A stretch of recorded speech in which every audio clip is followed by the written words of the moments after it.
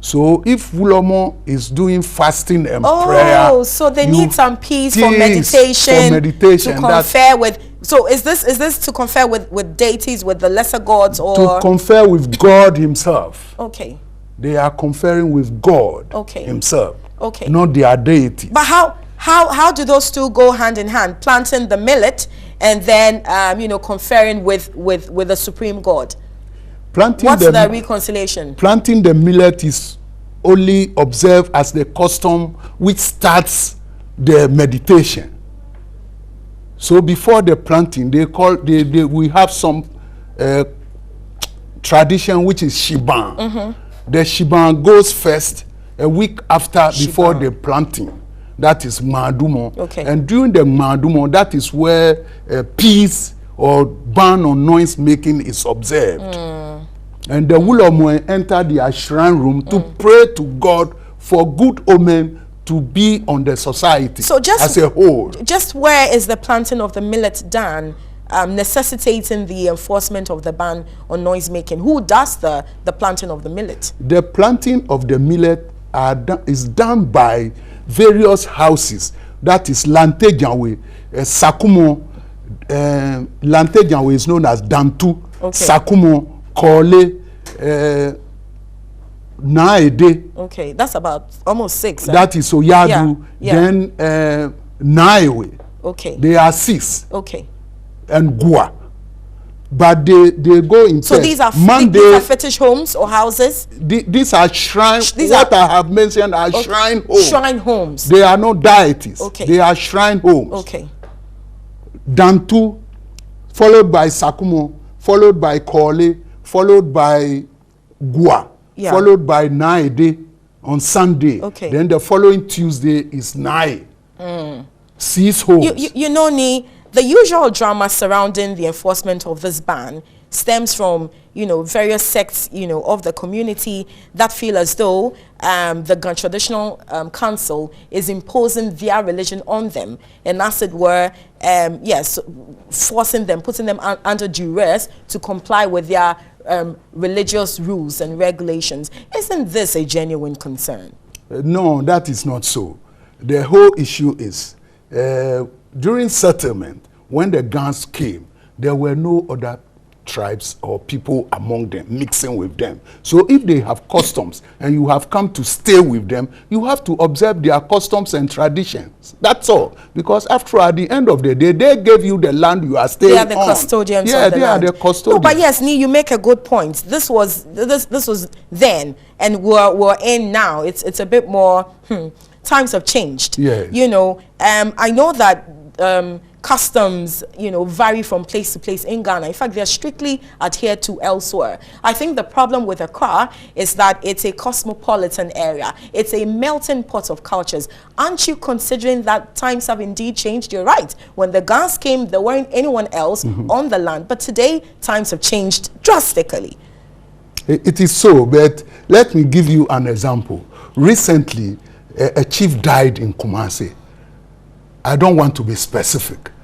He died in Kumasi. A ban was imposed on the people. Nobody opened a shop, and they observed it for 1 week before the chief was died. If they say they are going to do this in Accra, people will say, wait, and all this doesn't come in. It is our custom period. We please come to the people to tell them what they should do during that period, because our Wulomo will enter their room to pray for peace to the nation. That's all. Yes, Ni. Is it just sheer coincidence that those who happen to be taxed with the observation, in fact, enforcement of the ban, happen to be the Wulomo who are associated with the Ghana traditional religion? Perhaps if this were not the case, I don't think there would even be a need for an interview like this. Is it just sheer coincidence that the Wulomo associated with the Ghana traditional religion are taxed with the enforcement, and observation of the ban? Let me come to this point. Yes. Before, the Wulomo were the chiefs. Okay. Before, the Wulomo were the chiefs of the Accra people. when we came in for settlement. Before we learned this chieftaincy from the Akan people, and we started with chiefs, and the Wulamois came down. So they are specifically put to their shrine. They observe their cultures and the traditions. So it is not that they are imposing something on the people, but that is a tradition observed by the Gan people from time immemorial. And when that time comes, there is no noise making. That's all. Let's trace the history of this ban on drumming and noise making. I stand to be educated, Yes. but from the little I read, and in fact I have traveled the length and breadth of Ghana, and I've learned a lot about culture and customs and traditions, and from the little I know, it appears this ban was, you know, was enforced in a period of planting, you know, just so that men and women, and in fact all and sundry, would exert all their energies on planting during the planting season or during the planting period. Is there an iota of truth in this, first of all, before I come to the relevance today? But is there an iota of truth in this? Well, people may attach that to it, but this is a specific culture by the Gan people. I'm asking for I understand, to trace the history of this, this, so we can tackle the relevance today. This to their farming period. I will say that because the period starts in the raining season, so that is why they say so. But after all, people have their traditions, their traditional norms, their customs, their cultures, their other things, and they are observed. So this is only for 4 weeks period, and you can't expect somebody to plant or to do his farm and within 4 weeks he will go and harvest. No, you can't expect him to harvest. So this is to usher in Homowo. Yes, Putin at Hanga. that's all. Okay, but the ban is effective for just a month, for just 4 weeks. 4 weeks. But I gather it's also rotational. From Accra, from the Gan traditional area in Accra, Yes. it moves elsewhere. Yes. Where? Perhaps this is why people think it's such an extended period of a ban. Oh, it moves to Osu, then to Labade, and to Tema. It ends in Tema. Okay. And through Teshi to Tema. And all these periods, I may say, within the 8 weeks or 6 weeks, it's finished. Okay. Yes, it moves very fast. So, are there spiritual? I'm a very spiritual person. Are there spiritual complications that may arise as a result of not adhering to this ban? I recall last year, when a number of celebrities, determined to undertake a vigil, a demonstration, as it were, to register their displeasure at government's, at that time, inability to tackle Doomso. I know there was a head-on coalition with the Gan Traditional Council, and in fact, one Mr. Dodu came out to say, he is with the Gan Traditional Council, came out to say it is their refusal to adhere to the ban. Well, that must have been one of the causes of the fire and flood disaster that was witnessed in Ghana, the Circle area, on June 3. So are there truly spiritual implications, assuming people do not adhere to the ban? Okay, I may say last year or last 2 years, ban on drumming and dancing. A ban on drumming was adhered to. But you found that satisfactory? Satisfactory. Okay. But if Mr. Dodu comes out with something of that nature, maybe that might have been his view or his thoughts. Yeah. But though there may be some spiritual attacks to that, though there may be spiritual attacks to that, but we can all not say it at the moment. What we think was certain practices must be observed.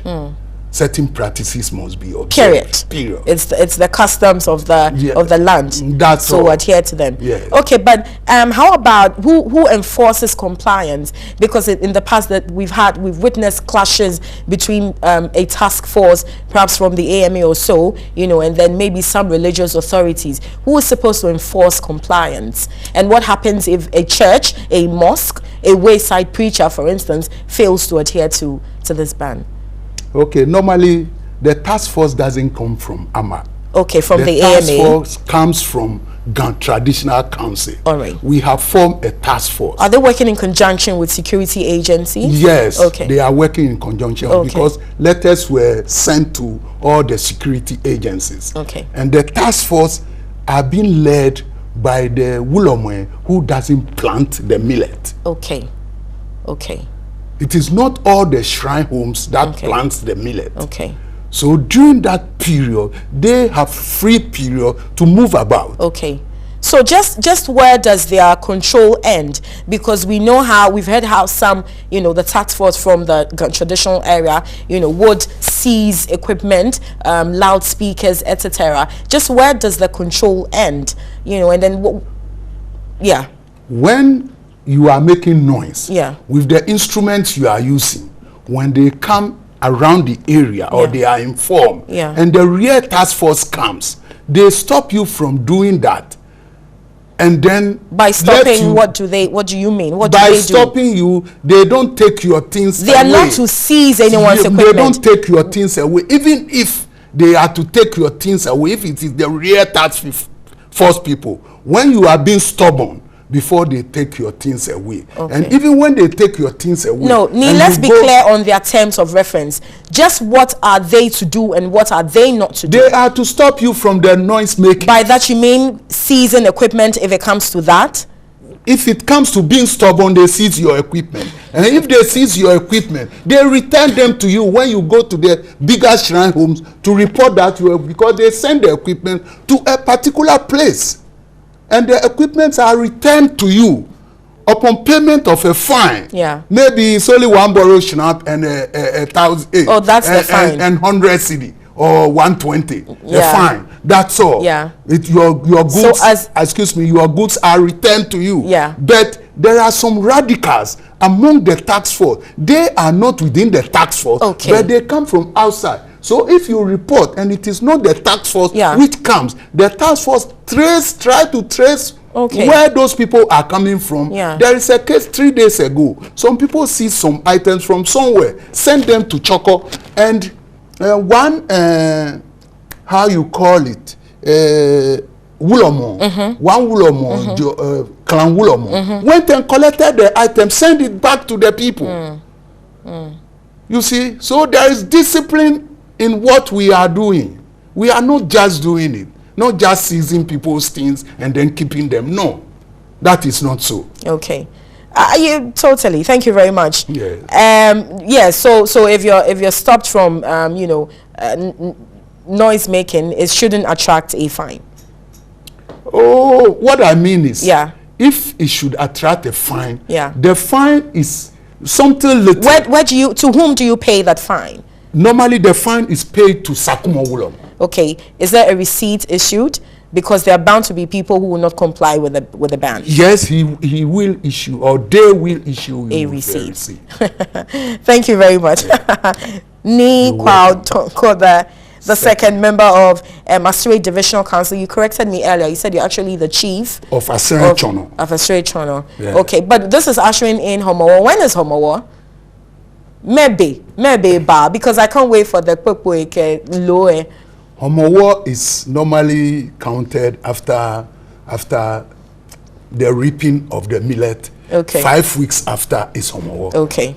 All right. Thank you very much. I should say this. I mean, this is biblical. Even Jesus said it. Give to Caesar what Caesar's. I'm just not sure if this is applicable in this context, but food for thought. Give to Caesar what Caesar's. Perhaps that's one way we can all live in harmony. That's all right. Thank you, sir. You're watching NewDay.